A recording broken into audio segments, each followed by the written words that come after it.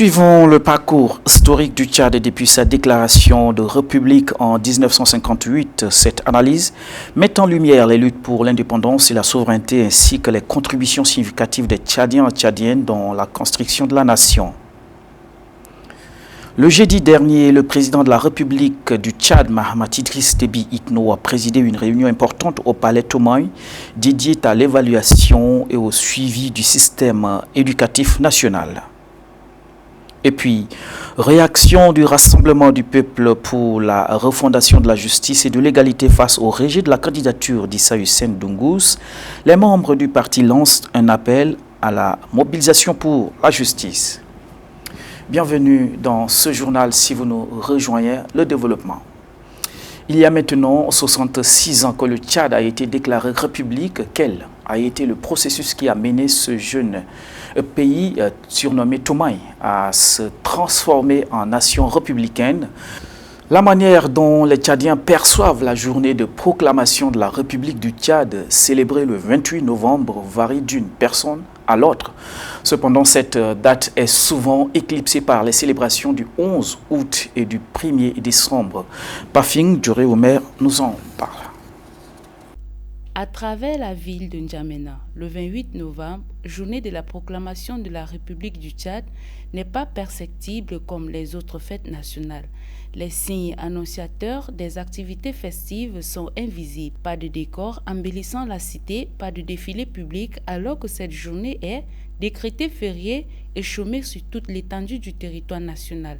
La cessation momentanée des activités dans le secteur public ou privé est radicalement observée. Employés et élèves ont pris du repos. Comme l'accent n'est pas mis sur la journée du 28 novembre pour lui donner un cachet festif, les Tchadiens ne se sentent pas.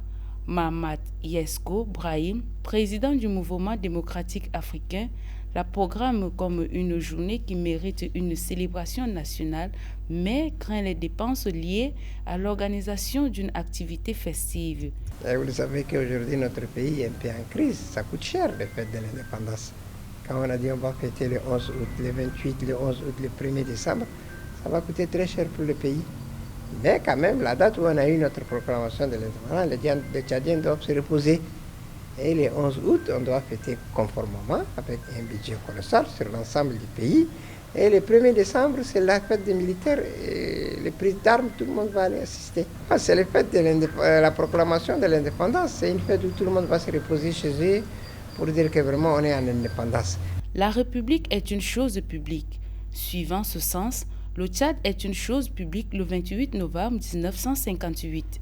Cette journée qui marque le grand pas vers l'autodétermination du peuple tchadien est occultée. Selon le président du MDA, au profit des fêtes de l'indépendance et de la démocratie. Le 28, c'est la proclamation et le 11 août, c'était la date de l'indépendance du Tchad. Mais maintenant, ça est arrivé avec la date de la démocratie. C'est une fierté de certains citoyens d'avoir renvoyé un dictateur et qui se sont sentis qu'ils ont eu la liberté. Donc on se trouve jusqu'aujourd'hui les orphelins, les DDS, les détenus politiques, les militaires qui ont perdu leurs armes et tout ça trouve que la fête du 1er décembre c'est une fête de fierté et de liberté. Donc c'est deux choses différentes. Donc pour les militaires, ils vont fêter la fête du 1er décembre, c'est une fête de liberté, de la libération et de la chute de dictature. D'ici 2 jours, la République du Tchad va célébrer la journée de la démocratie qui aura un avantage sur la fête de la proclamation de la République du Tchad. Pour Mahamat Yesko Brahim, le gouvernement est libre de porter un sceau national à l'une ou à l'autre entre les deux fêtes qui semblent se suivre. Restons au sommet de l'État. Le président de la République, Mahamat Idriss Déby Itno, a présidé une réunion sur le suivi et l'évaluation du système éducatif le jeudi au Palais Tomoy. Cette rencontre a rassemblé les ministères responsables de l'enseignement supérieur et de l'éducation nationale ainsi que les conseillers proches du chef de l'État. Suivez. Très tatillon quant au suivi de l'exécution de ses engagements dans le cadre de son projet de refondation du Tchad, le président de la République, chef de l'État, Mahamat Idriss Déby Itno, a convié les ministres en charge de l'enseignement supérieur et de l'éducation nationale, accompagnés des techniciens de leurs départements respectifs, pour faire l'état des lieux des progrès accomplis après les 6 mois d'exercice. Les 2 ministères ayant pris la pleine mesure de leurs responsabilités pour la refondation du système éducatif tchadien ont élaboré 2 plans d'action quinquennaux qui détaillent toutes les activités à réaliser pour garantir l'efficacité et la qualité de l'enseignement au Tchad. Cette séance a permis d'apprécier les 10 plans d'action, mais aussi d'évaluer les réalisations effectuées au cours des 6 premiers mois d'exercice. Au niveau de l'éducation nationale, le ministre Mamadou Gana Boukar, qui se réjouit de l'initiative du chef de l'État, a mis en avant les progrès significatifs déjà enregistrés en dépit du contexte difficile. Le ministère a élaboré une politique nationale enseignante. C'est un outil stratégique adossé à un plan triennal qui permettra de valoriser effectivement la fonction enseignante, comme l'a prévu le chef de l'État dans son programme politique. Nous avons aussi pu réaliser beaucoup d'actions, surtout en termes d'investissement. Plus de 598 salles de classe ont été construites pendant les 6 mois. Plus de 5 lycées techniques ont été construits dans le pays. Également, 5 lycées scientifiques ont été construits. Plus de 2 millions de manuels scolaires ont été distribués. Toutes nos inspections départementales ont été dotées en moyens roulants. Également, toutes les délégations provinciales ont été dotées en moyens roulants. Nous avons organisé les examens de fin d'année dans des conditions acceptables, amorcé la nouvelle année avec sérénité, dans un climat apaisé, malgré les inondations que le pays a connues. L'enseignement supérieur n'est pas du reste. Beaucoup de progrès ont été réalisés, notamment la maîtrise du calendrier de l'année académique. En 6 mois, nous avons pu maîtriser l'année académique. Donc on a réduit l'exode massif des Tchadiens vers l'étranger. On a aussi appliqué les instructions du chef de l'État en ce qui concerne la gratuité des frais d'inscription des filles. On a aussi diminué de moitié les frais des régimes spéciaux. Et en même temps, nous avons eu plusieurs projets qu'on a mis en exécution. Il y a le projet de construction des locaux des universités, des 4 centres du siège du ministère.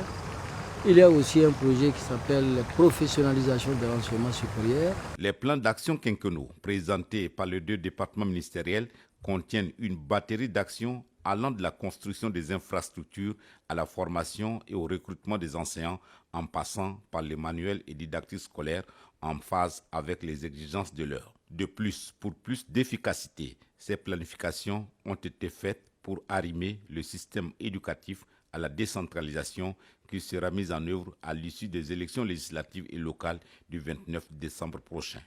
Lors d'un point de presse, le parti politique Rassemblement du peuple pour la refondation de la justice et de l'égalité a exprimé son indignation face à l'injustice, dit-il, subie par sa candidate Isa Hussein Dongous en fonction du rejet de sa candidature aux élections législatives pour la commune du 9e arrondissement de N'Djamena. Dans un extrait que je propose de suivre, le parti appelle la communauté internationale et nationale à prendre conscience de la situation. Nous avions reçu un billet auprès du dit Conseil ce vendredi 22 novembre 2024, nous invitant après confirmation du dépôt effectif de notre requête à prendre part à l'audience du lundi 25 novembre 2024 qui a été conduite par le président du Conseil constitutionnel.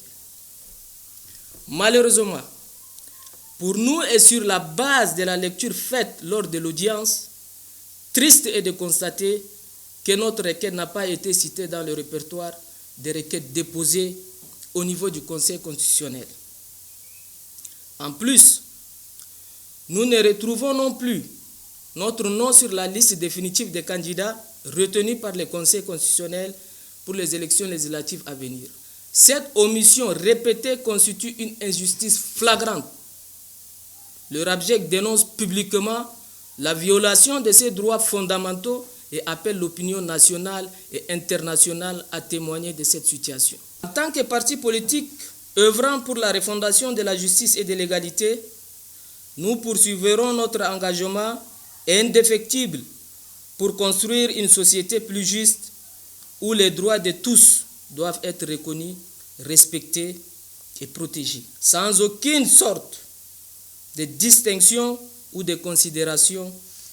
Et pour ajouter, si c'est parce qu'on pense qu'une femme est incapable d'incarner un leadership de vision dans les instances de prise de décision, la réponse est justement non, car la Ve République repose sur la participation de tous à l'édification d'un état de droit.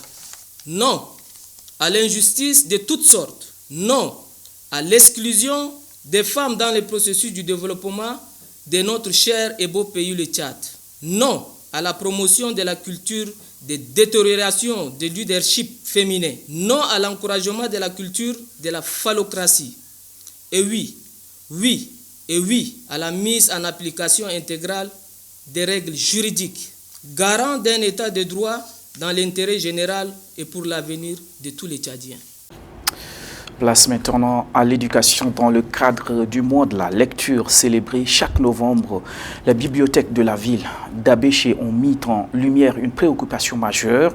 Les jeunes semblent peu impliqués dans la pratique de la lecture. Ce constat soulève des interrogations sur les habitudes culturelles et éducatives de notre société, ainsi que sur le rôle essentiel que joue la lecture dans le développement tant personnel que collectif. Younous Senoussi Déby Abéché. La lecture est bien plus qu'un simple passe-temps. Elle est une porte d'entrée vers la connaissance, l'imagination et la réflexion critique. Elle permet d'élargir nos horizons, d'approfondir notre compréhension du monde et de développer notre capacité à penser de manière autonome. Dans un monde où l'information est omniprésente, savoir lire et interpréter les textes devient une compétence essentielle. Les bibliothèques, en tant que lieux de savoir et de lecture, jouent un rôle fondamental dans la promotion de la lecture. Elles offrent un accès gratuit à une multitude d'ouvrages, allant des classiques de la littérature aux ouvrages contemporains sur des sujets variés. Cependant, malgré la richesse des ressources disponibles, il est regrettable de constater que les jeunes d'Abéché semblent peu à fréquenter ces espaces dédiés à la lecture. Plusieurs facteurs peuvent expliquer cette tendance. D'une part, la montée des technologies numériques et des réseaux sociaux a modifié les habitudes de consommation d'informations. Les jeunes sont souvent attirés par des contenus instantanés et visuels au détriment des livres qui nécessitent une attention soutenue. D'autre part, il peut exister un manque d'incitation à la lecture au sein du système éducatif et dans les cadres familiales. Les parents et les enseignants ont un rôle crucial à jouer en encourageant les jeunes à lire et en leur montrant les bénéfices d'une telle pratique. Pour inverser cette tendance, il est essentiel de mettre en place des initiatives visant à promouvoir la lecture auprès des jeunes, des clubs de lecture, des ateliers d'écriture, des rencontres avec des auteurs et des campagnes de sensibilisation pourraient contribuer à éveiller l'intérêt pour les livres. De plus, les bibliothèques pourraient organiser des activités ludiques et interactives pour attirer un public plus jeune. Le mois des livres et de la lecture est une occasion idéale pour réfléchir à l'importance de la lecture dans nos vies. Il est crucial d'encourager les jeunes d'Abéché à s'investir dans cette activité enrichissante qui ouvre des portes vers un monde de connaissances infinies. En cultivant l'amour de la lecture dès le plus jeune âge, nous préparons une génération capable de penser, d'analyser et de contribuer positivement à la société. La lecture n'est pas simplement un outil d'apprentissage, c'est une clé qui ouvre les esprits et nourrit les âmes. En culture maintenant, la 17e édition du festival Jam Vie a été lancée le 27 novembre. La cérémonie d'ouverture s'est déroulée au centre Don Bosco de Chagua dans le 7e arrondissement de N'Djamena. Ce festival, l'un des plus anciens à caractère culturel, suscite un vif intérêt. Pour le premier jour des festivités, plusieurs autorités publiques étaient présentes, mais qui l'a Odette. Le festival N'Djamvi 17e édition est un événement culturel visant à valoriser les artistes locaux et le brassage culturel. Cette ouverture a commencé par une prestation du ballet national, suivi de l'artiste musicien gospel Fambo Gédéon. Celui-ci n'a pas hésité à transmettre des messages forts à la population tchadienne afin d'effacer ce qui sème la division au sein de cette communauté. Placé sous le thème jeunesse, tradition et modernité, ce festival qui réunit chaque année les artistes musiciens du Tchad et ceux venus d'ailleurs est à sa 17e édition. Cet événement aussi grandiose a été lancé par le ministre de la Culture, M. Abaka Rosi Teguil, qui n'a pas manqué de souligner l'importance de Ndjamvi. Depuis sa création, le festival Ndjamvi s'est imposé comme un rendez-vous culturel majeur, un espace où nos identités multiples sont célébrées avec fierté et ferveur. Plus qu'un simple festival, il incarne une vision, celle d'un Tchad ouvert, inclusif et en dialogue constant avec le monde. Le promoteur du festival Ndjamvi, M. Manassé Guinambaye, a annoncé que les artistes seront au total environ 752 pour leurs prestations devant le grand public et 46 artistes seront primés par un prix du mérite grâce à un travail acharné au quotidien. Ndjamvi, ce n'est plus une initiative. Ndjamvi, c'est 16 éditions. Ndjamvi, c'est 752 groupes de musique qui se sont relayés sur le plateau de Ndjamvi. Ndjamvi, c'est 46 artistes primés, énormément de formations. Ndjamvi avec le rêve de créer de la consommation musicale. L'économie de Ndjamvi était basée sur l'humain. Nous avons rapproché la culture des consommateurs qui étaient jeunes. Ils ont consommé avec nous. En 16 ans, ils sont devenus des cadres. Et aujourd'hui, ils accompagnent les artistes, ils signent des chèques pour les artistes.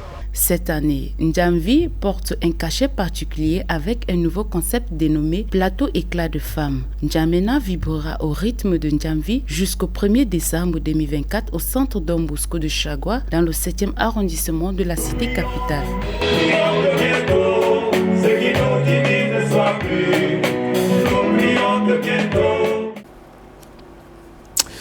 Voyons voir ce qui se passe hors de nos frontières. L'Union des étudiants tchadiens de l'université de Ngaoundéré a organisé hier une cérémonie en l'honneur des nouveaux étudiants tchadiens récemment inscrits. L'événement universitaire présidé par M. Hassan, le président de l'UNET, s'est déroulé au sein de l'université. La cérémonie a également rassemblé des membres de la communauté tchadienne et plusieurs autres responsables. Notre correspondant à Ngaoundéré, Al-Alim Moussa Mahamat.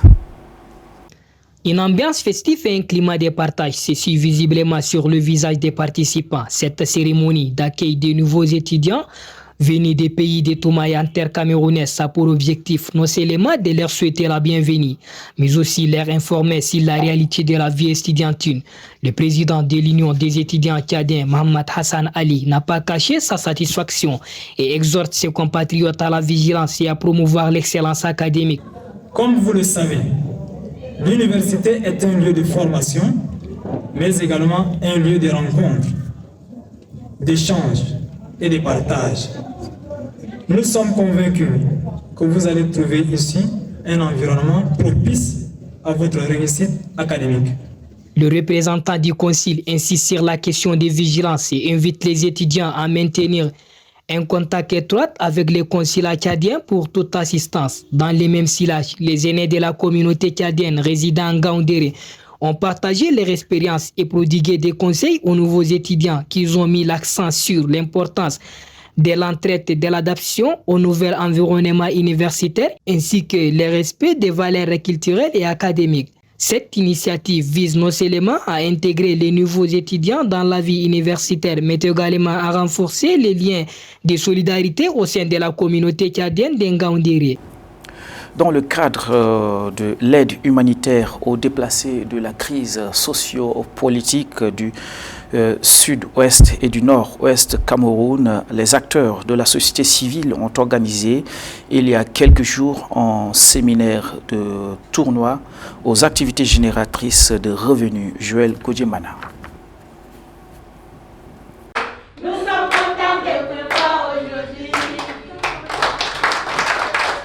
En vue de tendre la main aux femmes déplacées internes des régions du nord-ouest et du sud-ouest Cameroun, les acteurs de la société civile ont offert récemment une formation des activités génératrices des revenus dans le but de les autonomiser.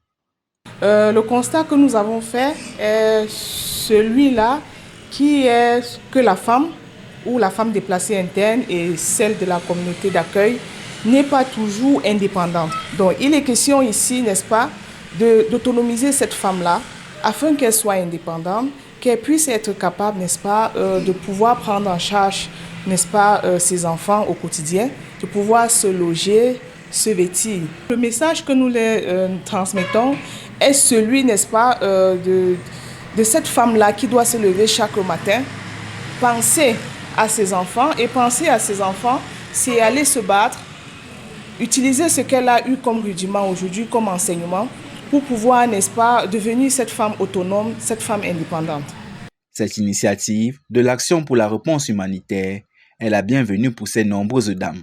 J'avais la difficulté à joindre les deux bouts dans mon activité. Il fallait attendre que je sois en train de demander pour qu'on puisse m'aider. Maintenant, l'activité que j'ai appris, c'est à transformer la farine de patate et la farine de plantain. Ça va m'aider dans ma vie. Et ça va aussi m'aider à pouvoir envoyer les enfants à l'école, de pouvoir, même pour payer même mon propre loyer, de pouvoir joindre, même me soigner moi-même personnellement. Donc ça va vraiment m'aider dans ma vie active. Moi, je vais pouvoir fabriquer ma propre farine grâce à ce que j'ai compris, aux produits locaux, comme m'a montré cela.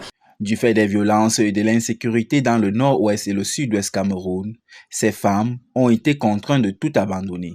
Confrontées à de nombreuses difficultés d'hébergement, économique, de nutrition et de scolarisation dans leurs différentes villes d'accueil, ces formations viennent à point nommé. Veuve de mon état, j'avais des enfants en charge et je ne savais pas comment faire pour les éduquer. Mais ce que j'ai appris ici, c'est-à-dire la transformation de la patate, du plantain, même de la banane, toute forme de banane, ça va beaucoup m'aider. Parce qu'à partir de là, on m'a appris comment faire les beignets, les gâteaux, les pili-pili, beaucoup de choses qui vont m'aider à trouver un peu d'argent pour m'occuper des enfants. Une formation théorique suivie de la pratique bien captée par ces apprenants qui attendent mettre en pratique tous les enseignements reçus pour un nouveau décollage et leur intégration dans la société. Cette information en bref, pour la première fois depuis plusieurs mois, des camions du Programme alimentaire mondial ont réussi à acheminer de la nourriture dans un camp de déplacés au Soudan, sévèrement touché par la famine en raison du conflit ayant causé des dizaines de milliers de décès et plus de 11 millions de personnes déplacées. Selon l'ONU, cette situation représente la pire crise humanitaire avec des risques de famine généralisée. Aux États-Unis, le président élu a annoncé mercredi son intention de nommer l'ancien général Keith Kellogg comme émissaire chargé de négocier la fin du conflit entre l'Ukraine et la Russie. Kellogg, qui est un proche de Donald Trump, a suggéré que l'Ukraine devrait faire des concessions dans le cadre de ces négociations. Suivez. La nouvelle recrue de Donald Trump était un ancien général. Le président élu des États-Unis a annoncé ce mercredi 27 novembre nommer Keith Kellogg, qui lui est très fidèle, comme émissaire pour l'Ukraine et la Russie. Ensemble, nous obtiendrons la paix par la force et nous rendons l'Amérique et le monde sûr à nouveau. Très critique des milliards de dollars débloqués par les États-Unis pour l'Ukraine, Donald Trump a promis de régler la guerre entre Kiev et Moscou avant même de prêter serment en janvier. L'ex-général de 80 ans, nommé par le républicain pour piloter cette mission, a évoqué la question dans une note publiée en avril. Toute future aide militaire américaine exigera de l'Ukraine qu'elle participe à des pourparlers de paix avec la Russie.